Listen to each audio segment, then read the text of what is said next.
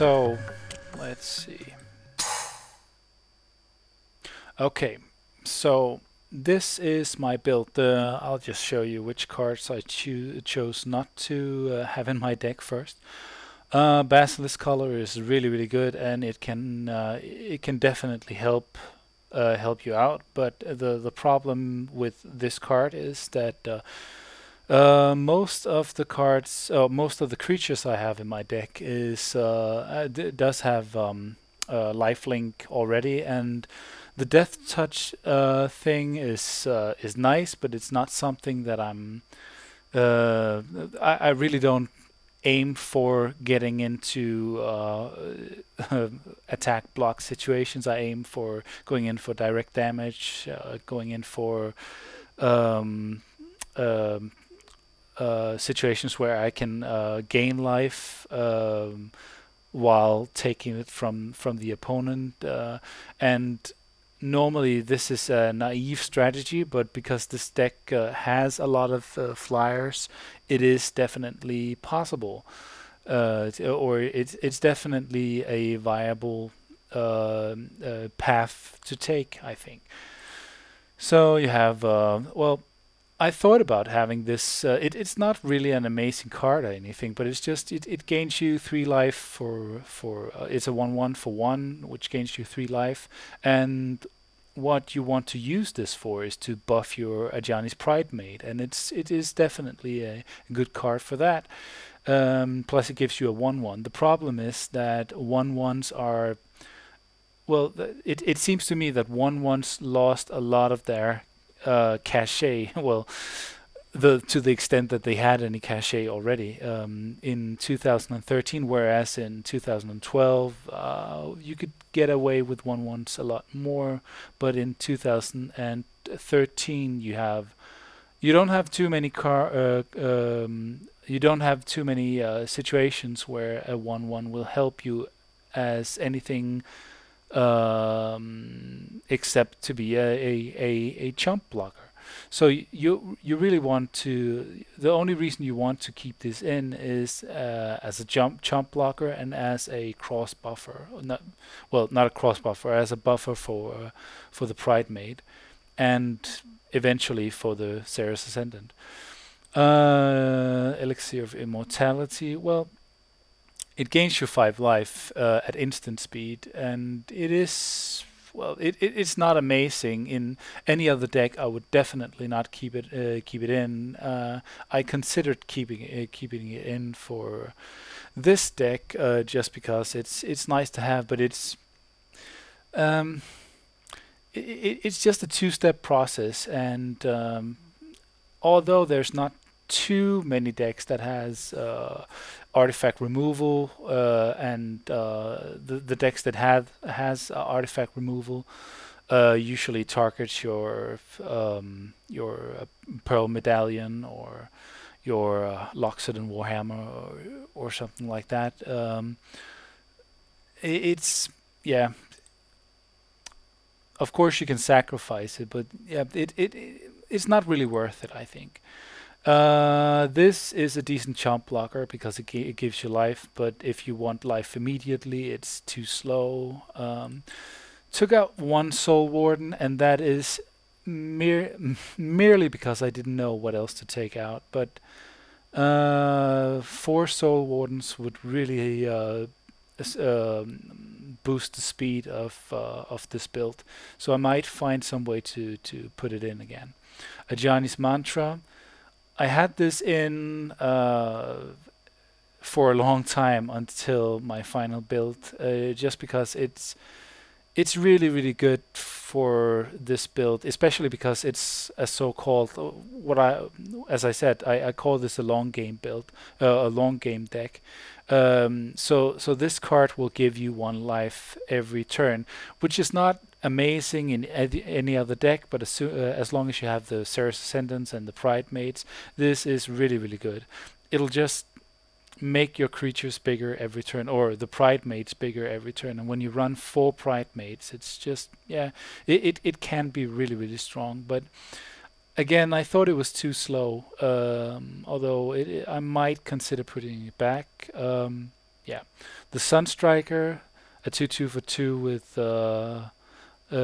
lifelink is decent, but it's just not good enough. I like the Knights of the Meadow Grain, and there's no room for it basically. Angel's Feathers, well, there's plenty of reasons to hate on this card, but it makes sense in this deck, in this format, but it's just not good enough, I think. Um, then you have the Divine Favor,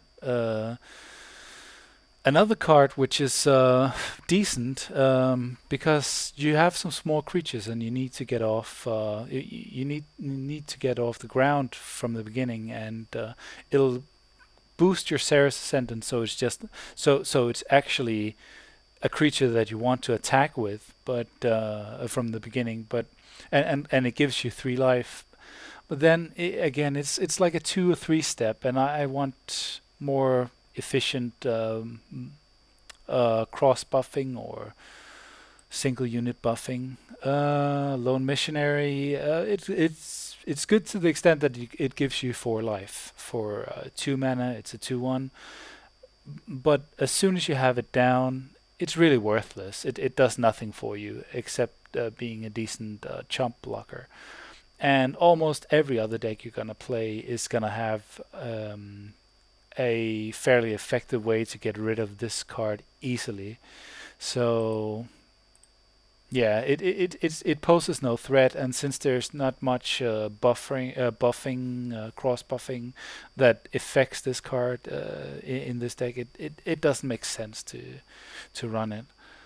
Moment of Heroism, I could consider running 2 of them just for the tricks, but I don't have room for it. But 1 is, I think, essential, because you want to be able to pull that trick out of your hat once in a while. Especially if you don't really run both of them, then people don't tend to expect it out of you. This is, well, I could run it because it has flying, but this is the same deal as the Lone Missionary, except that it gains you a lot less life. So it's only efficient as a chump blocker, and a chump blocker in the sky. It's flying, so yeah. Slith Ascendant is not that good. It takes too long for it to be any kind of threat, and it doesn't really fit with the theme of the deck, so nope, both of them out. Solemn Offering, yeah, I think I run 1 of them. Let's see. I think, yeah, 1 of them. I could consider running 2 because it sometimes is really necessary. You have to run at least 1, because if you come up against the Talrand deck, it has too many ways to screw you over, and the fact that it has Panoptic Mirror just makes it makes it necessary to run at least 1 Solemn Offering. But it can be really good. You can even sacrifice 1 of your artifacts when it's served its purpose, like the Pearl Medallion when you get to mid to late game. And that might be the difference maker in making, for example, your Sarah's Ascendants from 1/1s to 6/6s. White Sun Zenith, you definitely have to have 1, especially with all the Soul Wardens, because you can use it as a quick buffer card, like an instant buffer, instant buffing spell. To buff your, especially your Ajani's Pridemates, and I've done that quite a few times. It's really really efficient, great card. It gives you feet on the table, and yeah, there's really nothing bad to say about it, except that you don't want too much of it, because it doesn't really help the synergy. Once you cast the spell, once you have those creatures, they do nothing for you except being more creatures, and you want creatures that help out the dynamic of the deck. So 1 is good. You could run 2, but I would say one is enough. Moment of Heroism, one White Sun Zenith. Then you have a few tricks. Chastise, I think I run two of them. Yeah, it's a really, really good card, I think, but it's a little expensive for a removal spell. But the fact that it just gains your life can pretty much just ruin an opponent's offense. For example, if if they cast Overrun, if you're playing the green deck and they run Overrun, then in normal situations you would be done for, because unless your Pride mates are just buffed to the sky, you usually don't have too many really big creatures. And in my build, I don't have that many creatures all in all. So you want something that really takes the sting out of the attack, and that something is Chastise. So I run two of them, but no more than that, because I have other removal spells in the deck.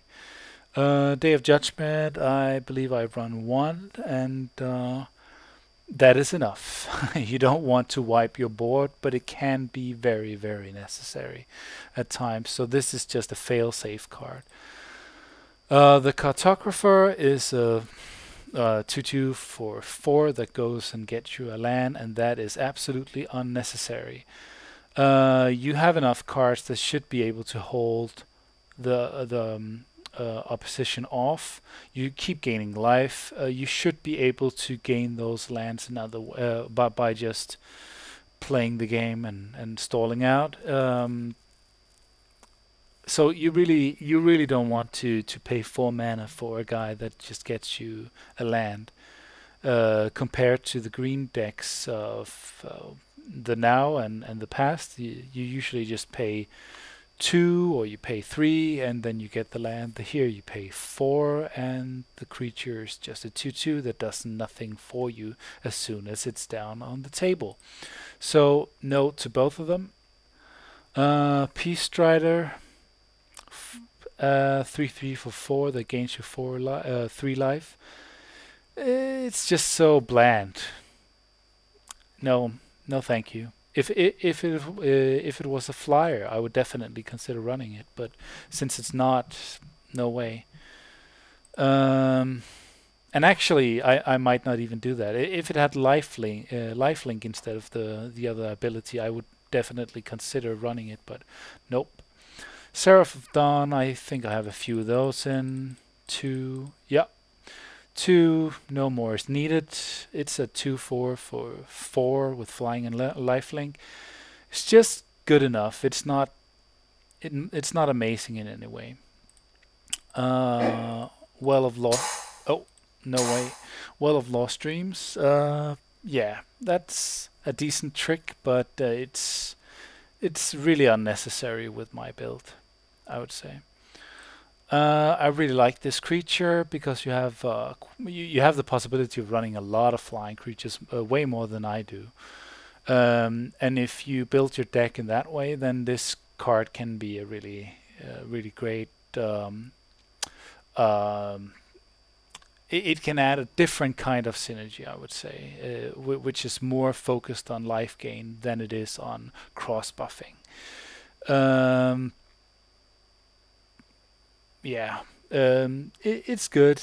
I run one of them, but that's about it.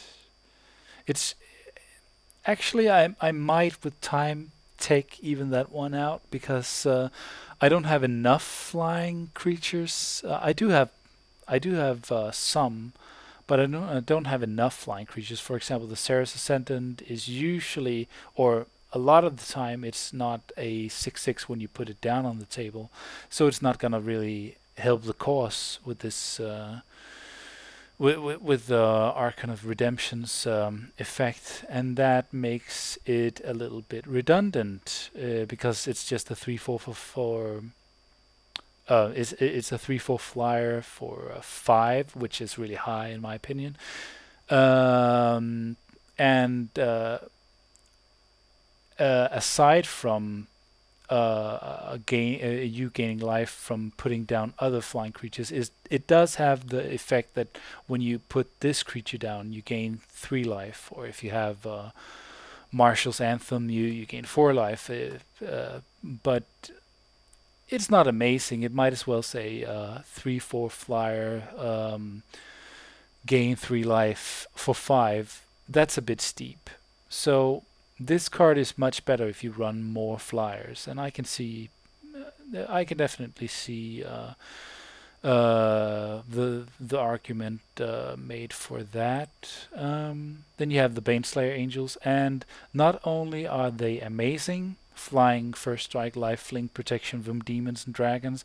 Demons and dragons, not that crucial an ability to have in this format, because there are some demons in there's even a demon in the black deck, Obedient Death, that has protection from angels. But aside from that, it really doesn't help you a lot. The protection from demons and dragons. It's just a neat effect. It looks cool on paper.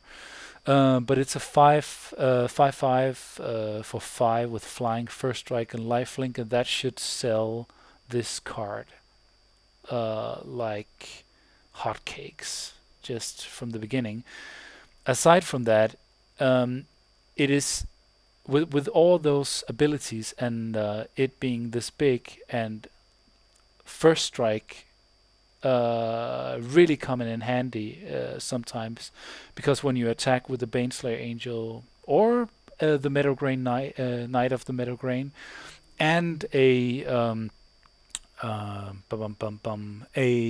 Anajani's Pridemate, you will usually you will get the lifelink effect going off before the Johnny's Pridemate usually enters into battle, which gives it 1 extra, which make it +1/+1 before it enters into the battle, even though you attack at the same time. So that is really valuable. And a third argument for running it would be, or running both of them, would be that you that you don't want they are infinitely better than some of the larger creatures in the deck, and they're probably some of the best creatures that you have in this deck, even though they're mid to late game, probably more mid game. But the fact that they are mid game and some of the larger creatures are late game makes it just an amazing card. But I realize I've skipped from the cards that I don't run to the cards that I run. So let's get back on track. Swell of Courage is a decent card. Its main effect is too expensive. Creatures you control get +2/+2 until end of turn for 5. That is just incredibly unnecessarily expensive. But the reinforce effect at instant speed is really good, especially because you have creatures that life gain, and life gain is not just about gaining life, it's also about cross buffing. So it's a way of saving your creatures, it's a way of surprising your opponent, it's a way of cross buffing, and it's a way of gaining life in a sense. So you have many different applications for the reinforce effect. Yeah, at the same time that you could play it for its main casting cost of 5, you could give a creature +3/+3 permanently. So that's yeah, it's decent. It's not amazing, but it's decent. And the thing that makes it better than bad is that it's instant speed, definitely, and especially this effect rather than this effect. I'm sorry, you can't see my mouse cursor. Especially reinforce rather than its main ability or effect. Okay, Beacon of Immortality is pretty amazing, at least on paper, but it costs 6. It takes 1 slot of your 60 card deck, and you have so many other ways to gain life and double your life and so on. So, no thank you. This is too expensive. I considered running Celestial Mantle, and I did for a while, but um, yeah, the mana cost is just it's just way up there. It's just too high. +3 is pretty good, but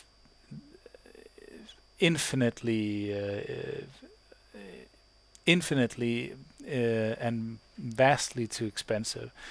But the second effect is very interesting. So if you're playing decks that doesn't have any flyers, then you can put it on a flyer, get in for +3 extra, and usually your flyers are in my build. I don't have any smaller flyers, so you're already gonna get you're already gonna get in for 6 or 7 or 8 damage with this card on top of it, and at the same time you're gonna double your life total. So I considered running one of them, but yeah, it's I there are some other things that make this deck pretty late game-ish. Don't want too many cards that take a late game mana situation for you to cast it. I want it to be fast, so in a situation where I had more cards in the late game, I would be able to cast, for example, several cards in the same round instead of having to worry about casting one huge spell or creature. So, yeah, Celestial Mantle out. Purity is it's an amazing card to some extent. It is really, really good, but it mainly helps you out against, let me think, aside from Born to Flame, it mainly helps you out against spells like Corrupt or something, or what's that thing?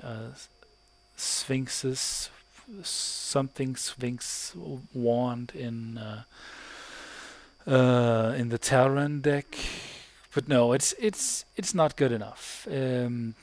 It's a 6/6 for 6 with flying, which makes it decent, and really, really important when Purity is put into the graveyard from anywhere, shuffle it into its owner's library, which makes it a pain in the ass against the mill deck, but aside from that, it's probably not going to help you too much, aside from the fact that it's a 6/6 flyer.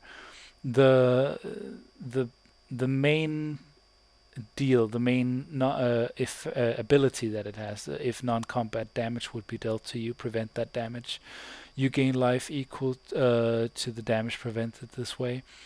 As soon as this card hits the table, it's just gonna be a moving target. It's just gonna be what Born of Flames is gonna focus on, and it's gonna be killed by murder and etc., etc., etc. It can be good, but it's just too costly, and it's too late game-ish in a way that's not very agile for the deck. It's not very dexterous for the playstyle. Sarah Avatar is on paper completely amazing. Same deal. It's a pain in the ass against or for the mill deck. The whole deal about power and toughness equal to your life total is on paper completely amazing, but it costs you 7 to put it down. And I have been fortunate enough to get it down on the table a few times, but by that time, it doesn't trample unless you have the Loxodon Warhammer, and it doesn't lifelink or does any other effect that really goes into the synergy of the life gaining. It's only synergetic with the life total.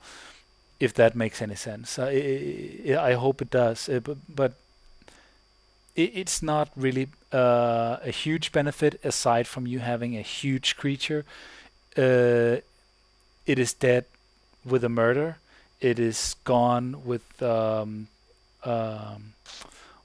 Oblivion Ring and etc. It's not difficult to get rid of, and it costs you so damn much. So nope, no thank you.